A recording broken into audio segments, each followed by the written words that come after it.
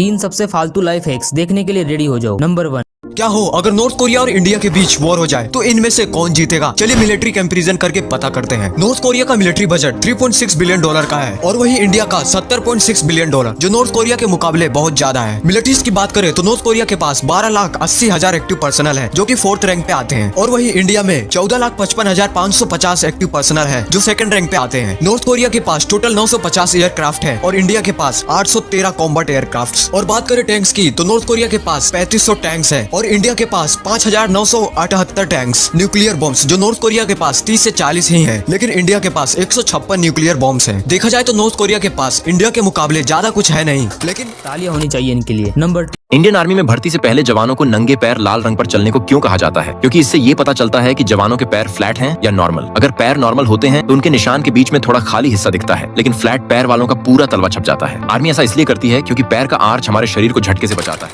American army की सबसे खतरनाक ट्रेनिंग है जिसमें उन्हें अपने हाथ को चींटियों के झुंड में डालना होता है, क्योंकि ऐसा करने से सोल्जर्स दर्द को सहना सीख जाते हैं ताकि जंग के दौरान चोट लगने पर ये उस दर्द को नॉर्थ कोरिया और इंडिया के बीच वॉर हो जाए तो इनमें से कौन जीतेगा? चलिए मिलिट्री कंपैरिजन करके पता करते हैं। नॉर्थ कोरिया का मिलिट्री बजट $3.6 बिलियन का है और वही इंडिया का $70.6 बिलियन, जो नॉर्थ कोरिया के मुकाबले बहुत ज्यादा है। मिलिट्रीज की बात करें तो नॉर्थ कोरिया के पास 12,80,000 एक्टिव पर्सनल है जो कि 4th रैंक पे आते हैं, और वही इंडिया में 14,55,550 एक्टिव पर्सनल है जो 2nd रैंक पे आते हैं। नॉर्थ कोरिया के पास टोटल 950 एयरक्राफ्ट है और इंडिया के पास 813 कॉम्बैट एयरक्राफ्ट। और बात करें टैंक्स की तो नॉर्थ कोरिया के पास 3500 टैंक्स है और इंडिया के पास 5,978 टैंक्स। न्यूक्लियर बॉम्ब्स जो नॉर्थ कोरिया के पास 30 से 40 ही हैं, लेकिन इंडिया के पास 156 न्यूक्लियर बॉम्ब्स हैं। देखा जाए तो नॉर्थ कोरिया के पास इंडिया के मुकाबले ज्यादा कुछ है नहीं, लेकिन नॉर्थ कोरिया का तानाशाह किम जोंग उन मेरे मैथ सर से भी ज्यादा पानी से मैं भर लेता। नंबर 3, ये है दुनिया का सबसे स्ट्रॉन्गेस्ट मैग्नेट, जिसके बीच में आप चाहे एप्पल रखो, मोबाइल रखो, लाइटर रखो या फिर इंसान का हाथ, ये उसका चटनी बना देता है। और अगर ये आपस में टकराए तो टूट के चकनाचूर हो जाता है।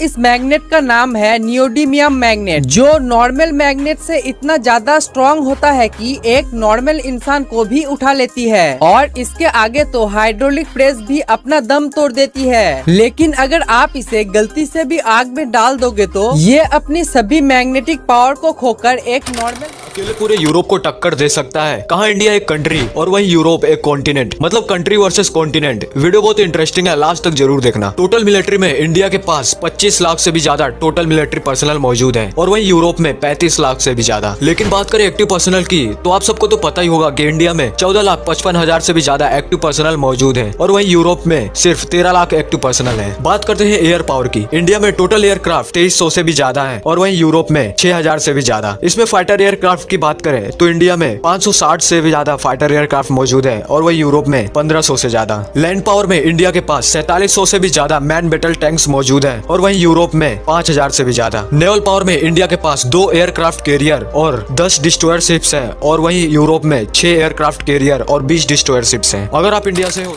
इससे पहले जवानों को नंगे पैर लाल रंग पर चलने को क्यों कहा जाता है? क्योंकि इससे ये पता चलता है कि जवानों के पैर फ्लैट हैं या नॉर्मल। अगर पैर नॉर्मल होते हैं तो उनके निशान के बीच में थोड़ा खाली हिस्सा दिखता है, लेकिन फ्लैट पैर वालों का पूरा तलवा छप जाता है। आर्मी ऐसा इसलिए करती है क्योंकि पैर का आर्च हमारे शरीर को झटके से बचाता है। जब हम दौड़ते या